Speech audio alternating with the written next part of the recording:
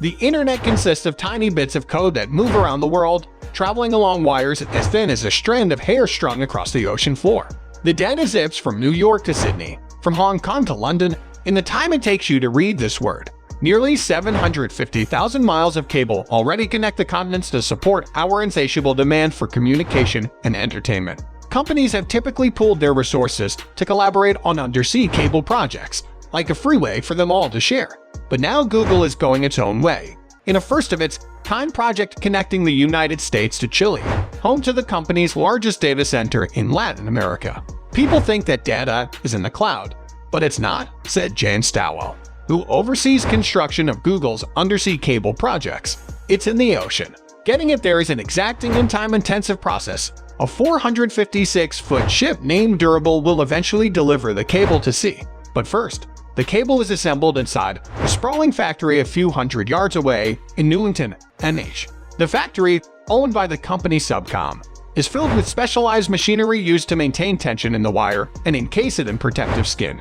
The cables begin as a cluster of strands of tiny threads of glass fibers. Lasers propel data down the threads at nearly the speed of light, using fiber optic technology. After reaching land and connecting with an existing network, the data needed to read an email or open a web page makes its way onto a person's device. While most of us now largely experience the internet through Wi-Fi and phone data plans, those systems eventually link up with physical cables that swiftly carry the information across continents or across oceans. In the manufacturing process, the cables move through high-speed mills the size of jet engines, wrapping the wire in a copper casing that carries electricity across the line to keep the data moving. Depending on where the cable will be located, plastic, steel, and tar are added later to help it withstand unpredictable ocean environments. When finished, the cables will end up the size of a thick garden hose. A year of planning goes into charting a cable route that avoids underwater hazards, but the cables still have to withstand heavy currents, rock slides, earthquakes, and interference from fishing trawlers. Each cable is expected to last up to 25 years. A conveyor that staff members call the cable highway moves the cable directly into Durable, docked in the Piscataqua River. The ship will carry over 4,000 miles of cable weighing about 3,500 metric tons when fully loaded. Inside the ship, workers spool the cable into cavernous tanks. One person walks the cable swiftly in a circle, as if laying out a massive garden hose, while others lie down to hold it in place to ensure it doesn't snag or knot. Even with teams working around the clock, it takes about 4 weeks before the ship is loaded up with enough cable to hit the open sea. The first transatlantic cable was completed in 1858 to connect the United States and Britain. Queen Victoria commemorated the occasion with a message to President James Buchanan that took 16 hours to transmit. While new wireless and satellite technologies have been invented in the decades since, cables remain the fastest, most efficient, and least expensive way to send information across the ocean. And it is still far from cheap. Google would not disclose the cost of its project to Chile, but experts say subsea projects cost up to $350 million, depending on the length of the cable. In the modern era, telecommunications companies laid most of the cable. But over the past decade, American tech giants started taking more control. Google has backed at least 14 cables globally. Amazon, Facebook, and Microsoft have invested in others, connecting data centers in North America, South America, Asia, Europe, and Africa. According to Telegeography, a research firm, countries view the undersea cables as critical infrastructure, and the projects have been flashpoints in geopolitical disputes. Last year, Australia stepped in to block the Chinese technology giant Huawei from building a cable connecting Australia to the Solomon Islands, for fear it would give the Chinese government entry point into its networks. Yan Durio, a ship captain, said one of his most important responsibilities was keeping morale up among his crew during the weeks at sea.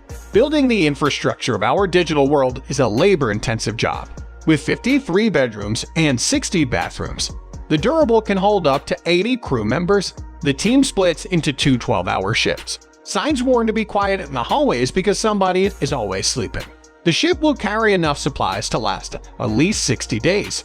Roughly 200 loaves of bread, 100 gallons of milk, 500 cartons of a dozen eggs, 800 pounds of beef, 1,200 pounds of chicken, and 1,800 pounds of rice. There are also 300 rolls of paper towels, 500 rolls of toilet paper, 700 bars of soap, and almost 600 pounds of laundry detergent. No alcohol is allowed on board. "I still get seasick," said Walt Oswald, a technician who has been laying cables on ships for 20 years. He sticks a small patch behind his ear to hold back the nausea. It's not for everybody. Poor weather is inevitable. Swells reach up to 20 feet, occasionally requiring the ship captain to order the subsea cable to be cut so the ship can seek safer waters. When conditions improve, the ship returns, retrieving the cut cable that has been left attached to a floating buoy, then splicing it back together before continuing. Work on board is slow and plodding. The ship, at sea for months at a time, moves about 6 miles per hour, as the cables are pulled from the giant basins out through openings at the back of the ship. Closer to shore, where there's more risk of damage, an underwater plow is used to bury the cable in the seafloor.